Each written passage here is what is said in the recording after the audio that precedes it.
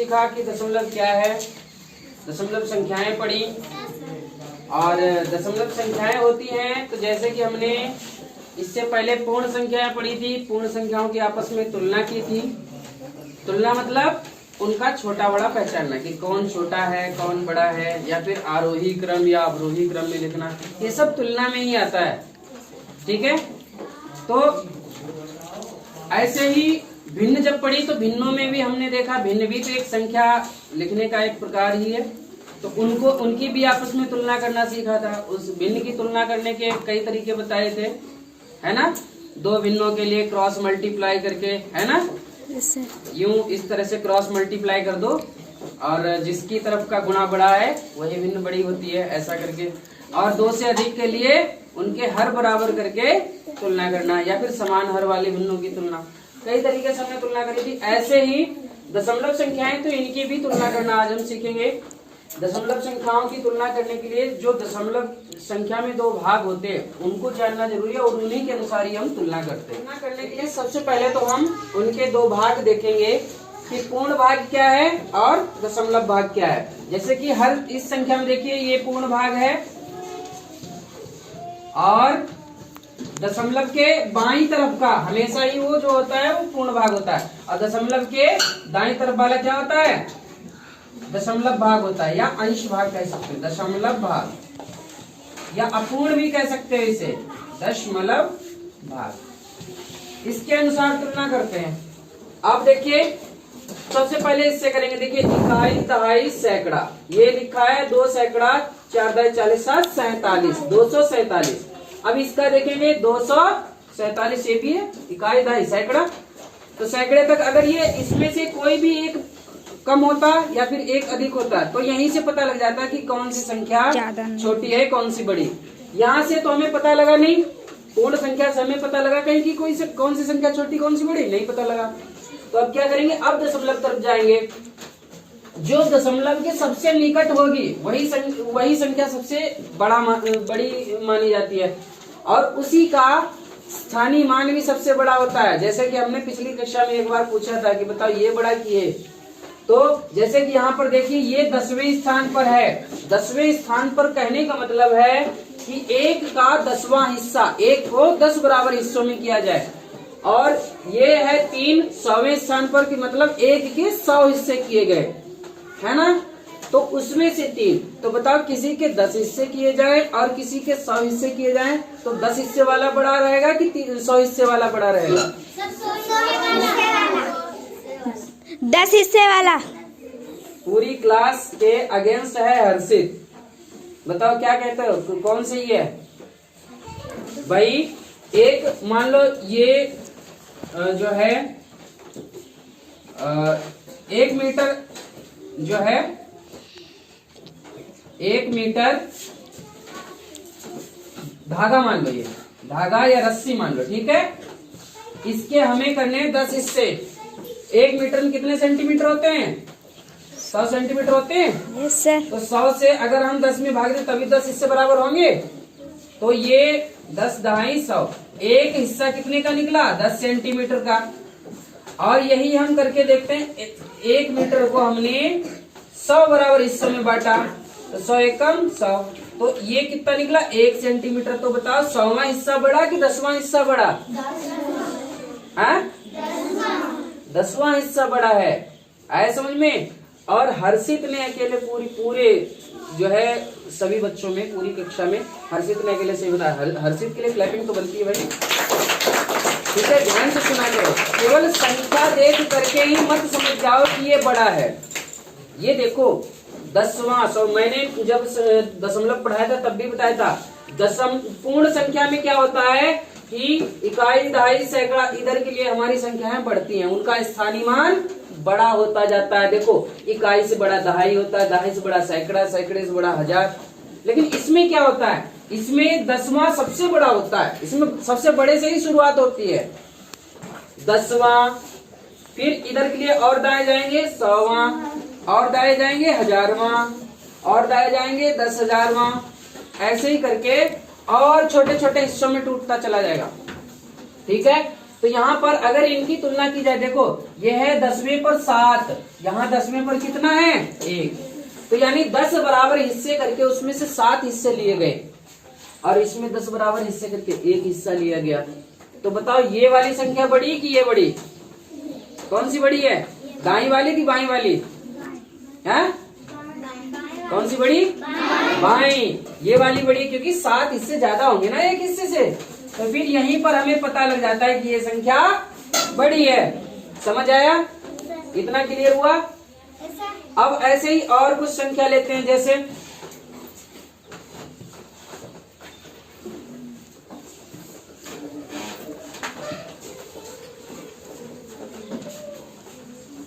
ये संख्या दूसरी एक मैंने लिखी है 145.6 और 25.8। अब देखिए पहले पूर्ण भाग से ही हम तुलना करना शुरू करेंगे। इकाई, दहाई, सैकड़ा, ये 145 है और ये 25। तो बताओ 145 बड़े कि 25? हाँ, तो यही से हमें पता लग गया। अब हमें दशमलव भाग देखने की भी जरूरत नहीं है। दशमलव भाग कब देखते हैं? जब हमें पूर्ण भाग से ये ना पता लग पाए कि कौन सी संख्या बड़ी है कौन सी छोटी, तब हम दशमलव की तरफ बढ़ते हैं। जैसे अभी यहाँ पर आपने देखा, जैसे यहाँ मैंने लिखा 16.01 और 16.10। अब इन्हें बदलना, देखना है कौन बड़ा कौन छोटा। देखो ये है 16.01। अब देखिए 16 ये पूर्ण संख्या हम दोनों में, तो ये तो बराबर है, तो यहाँ से तो पता नहीं लगा। अब क्या करेंगे? अब दशमलव वाले भाग से तुलना करेंगे। 1/10 पे कौन है? यहाँ 0। यहाँ 10वें पे कौन है? तो 10वें स्थान से ही हमें पता लग गया कौन सी बड़ी है, दाई वाली। गुड, तो दाई की तरफ खुला मुंह कर देंगे। जो बड़ी हो उसकी तरफ खुला मुंह और जो छोटी हो उसकी तरफ बंद मुंह। बताया था कि भाई मगरमच्छ किसको खाता है? ज्यादा चीजों को खाएगा, ज्यादा लोगों को पहले खाएगा ताकि उसकी भूख मिट जाए, और जब ज्यादा लोगों की तरफ मुंह करेगा तो मुंह उसका खुला रहेगा और कम लोगों की तरफ उसकी पूंछ होगी, है ना। तो इसी तरह से संख्याओं की तुलना करते हैं, दशमलव संख्याओं की तुलना बहुत इजी है, जैसे आपने पूर्ण संख्याओं की। बस इसमें 2 स्टेप हो जाते हैं। एक तो पूर्ण भाग से तुलना करना, और पूर्ण भाग से ना पता लगे तो दशमलव वाले भाग से उसकी तुलना करना। ठीक है, और इसी तरह से हम इन्हें आगे आरोही और अवरोही क्रम में लगाना सीखेंगे। ठीक है, क्लियर हुआ इतना? ठीक है, तो इसे नोट डाउन कीजिए। अभी तक हमने 2 दशमलव संख्याओं की तुलना करना सीखा, और अब देखिए कई संख्याएं हो, जब उनका क्रम पता करना हो किस क्रम में है वो, क्रम 2 तरह का हो सकता है, या तो बढ़ता हुआ या फिर घटता हुआ। बढ़ते हुए क्रम को क्या कहते हैं? आरोही क्रम। और घटते हुए को अवरोही क्रम। आरोही अवरोही। अब किसी को कोई डाउट तो नहीं है? No sir. बहुत आसान एक्टिविटी कराई थी। आरोही, आप जितनी बार आ कहोगे तो आपके पास वो चीज आती जाएगी, मतलब वो बढ़ती ही जाएगी। शुरुआत में जब आपने एक भी बार आ नहीं कहा तो वो छोटी थी, फिर एक बार आ कहा तो और बड़ी हो गई, फिर से आ कहा फिर से बड़ी हो गई, ऐसे ही बढ़ती गई। यानी कि संख्याओं को छोटे से, सबसे छोटे से बड़े की तरफ क्रम में लगाना आरोही क्रम कहलाता है, और उसका उल्टा जा, मतलब आपके पास जितनी थी उसमें से कहा भाई तू चला जा, एक कम हो गया, फिर जितने थे फिर से कहा जा, और कम हो गए, फिर से कहा जा, और कम हो गए। इस तरह से वो कम होते जाते हैं। तो अवरोही क्रम इसका होता है कि घटता हुआ क्रम। इसे आप इस तरह से भी देख सकते हैं, जैसे कि ये क्या है? आरोही क्रम। क्या है? आरोही या फिर बढ़ता हुआ क्रम। और इसका उल्टा, जब आप सबसे ऊंचे खड़े हो और नीचे के लिए उतर रहे हो तो ये क्या है? अवरोही। क्या है? अवरोही। हाँ,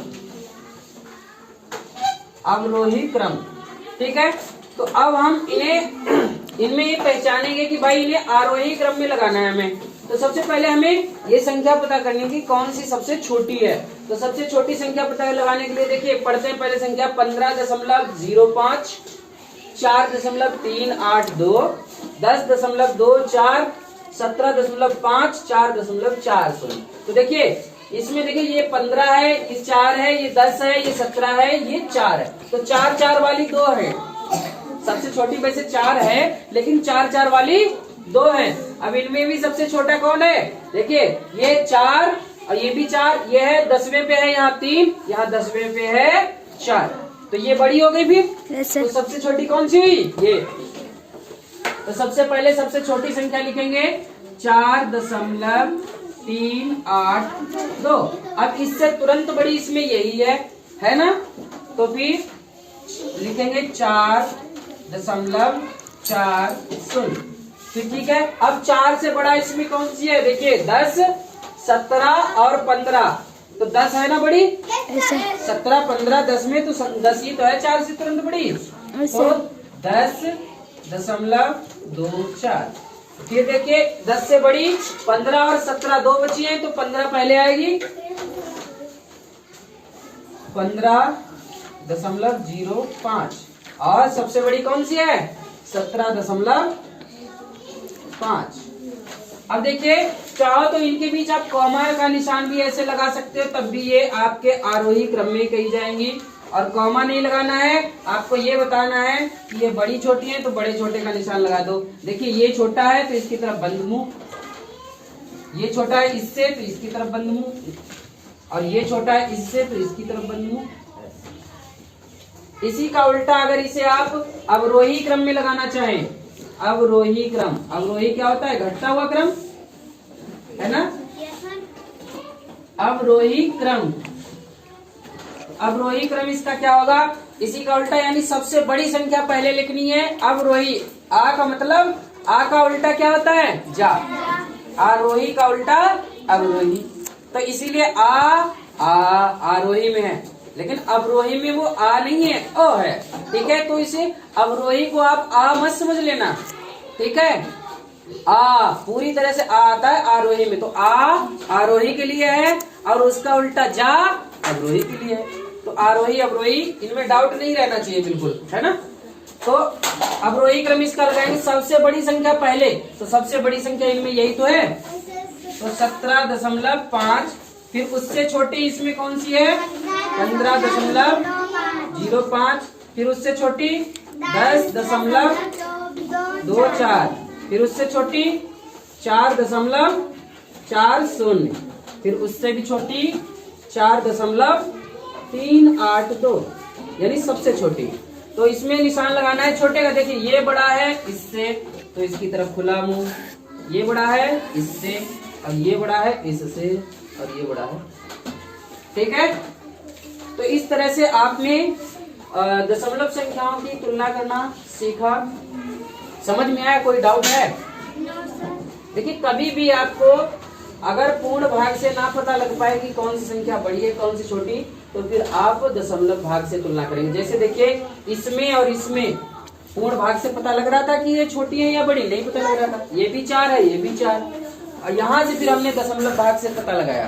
ठीक है, तो इसी तरह से हम दशमलव संख्याओं की तुलना भी कर पाएंगे और जो है आसानी से आरोही अवरोही के प्रश्न कर पाएंगे।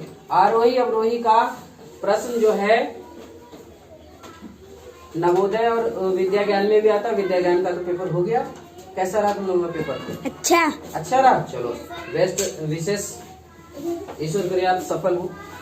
फिलहाल तो अभी भी नवोदय भी है, तो नवोदय के लिए भी उसमें भी इसी तरह से प्रश्न पूछे जाते हैं। कभी कभी 2 ही संख्याओं की तुलना कर ली जाती है। जैसे कहीं लिख दिया 0.5 और कहीं लिख दिया 0.050। तो अब इनमें पूछा जाए कौन सी संख्या बड़ी है कौन सी छोटी। देखो इसमें 0 तो दोनों में पूर्ण भाग है ही नहीं। अब इसका मतलब दशमलव भाग से पता लगेगा, तो दशमलव भाग इसका 5/10। ये 10वें स्थान पे कौन है? 5। इसमें 10वें स्थान क्या है? 0। तो 5 बड़ा कि 0? 5 बड़ा है, तो सीधी सी बात है यही संख्या बड़ी होगी। भले इसमें ये 50 दिख रहा है, ये 50 इसे नहीं पढ़ सकते, 0 5 0 पढ़ेंगे इसे। ठीक है, 0। हाँ, तो इसी तरह से आप कोई भी दशमलव संख्या आराम से तुलना करें। और अभी भी डाउट हो तो बताएं, कोई डाउट? ठीक है, तो फिर इनको आप नोट कीजिए। दशमलव की संख्याओं का के अनुप्रयोग पर आधारित है कि दशमलव की संख्याओं का कहाँ कहाँ प्रयोग कैसे होता है। व्यवहारिक प्रयोग और आपसे ही संबंधित है। मैं पढ़ रहा हूँ। प्राथमिक विद्यालय व पूर्व माध्यमिक विद्यालय में बच्चों को दूध पिलाया गया। दूध पिलाया जाता है? हाँ। तो यदि प्राथमिक विद्यालय में 6.60 लीटर तथा माध्यमिक विद्यालय में 8.80 लीटर दूध पिलाया गया तो कुल कितने लीटर दूध पिलाया गया? अब ये तो सीधे पता लग रहा है, काय का सवाल है, ये काय का प्रश्न है? जोड़ का। अब दशमलव संख्याएं हैं तो दशमलव की संख्याओं का जोड़ कर लो भाई। 6.60 ये तो हो गया प्राथमिक का, है ना? प्राथमिक और माध्यमिक का। माध्यमिक में कितना है? 8.80। 8.8। अब देखिए इसमें संख्याएं ऐसी थी कि बड़ी आसानी से हम लिख पाए। ये लिखा है, जिसका मतलब लीटर होता है, ठीक है? शॉर्ट फॉर्म है लीटर की। अब इन्हें वैसे क्या करना है? जोड़ का था, जोड़ दो। 0 में 0 मिलाया 0, 8 6 14 के 4, और दशमलव जितने स्थान देखिए 1 2 2 स्थान पे यहाँ दशमलव था तो दशमलव भी हम 2 स्थान पे लगा लेंगे। अब 8 6 14 और एक हासिल वाला 15, तो कितना लीटर दूध पिलाया गया? 15.40 लीटर। हाँ, अतः 15.40 लीटर दूध पिलाया गया। ठीक है, तो इस तरह से आप सारे प्रश्न कर पाएंगे। इसमें जो है दशमलव संख्याओं के जोड़ घटाने में ऐसे ही प्रश्न है। और दूसरा प्रश्न है, दूसरे पर मैं चर्चा करूंगा, ये आपको खुद करके लाना है। रमेश के घर से रामपुर बाजार 12.5 किलोमीटर दूर है। उसी रास्ते में दीपक का घर है।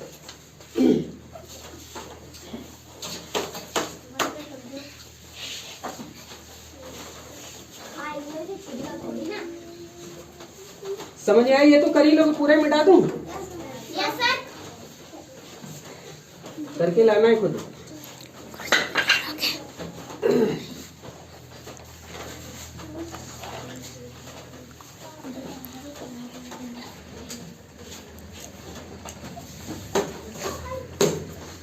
ये रमेश का घर है।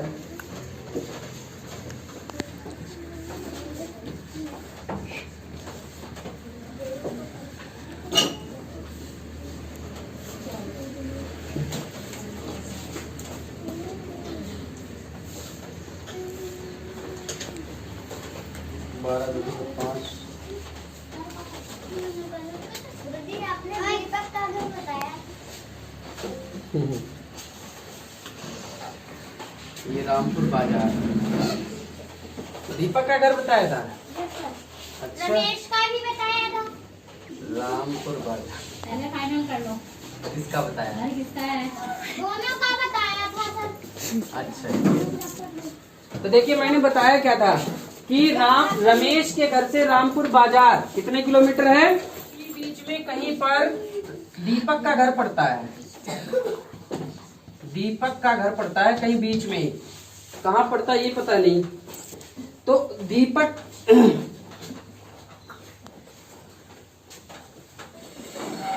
और दीपक का घर जो है रमेश के घर से कितना दूर है? 7.25।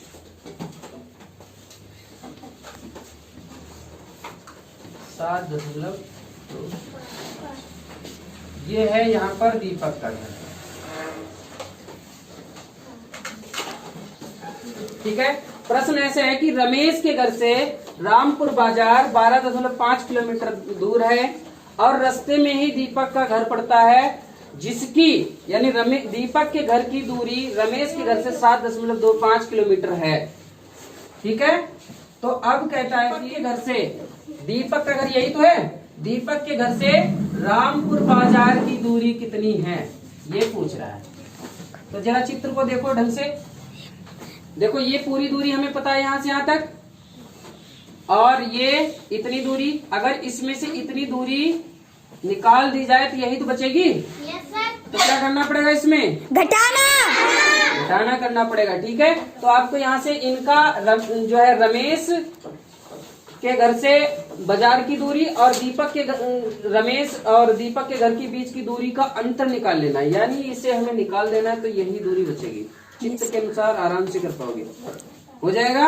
Yes sir. ठीक है, ये आपके लिए चित्र मैं बना के देता हूँ, ये खुद करना। ठीक है, ठीक है, आज के लिए इतना ही। Subscribe now and press the bell icon. Never miss an update.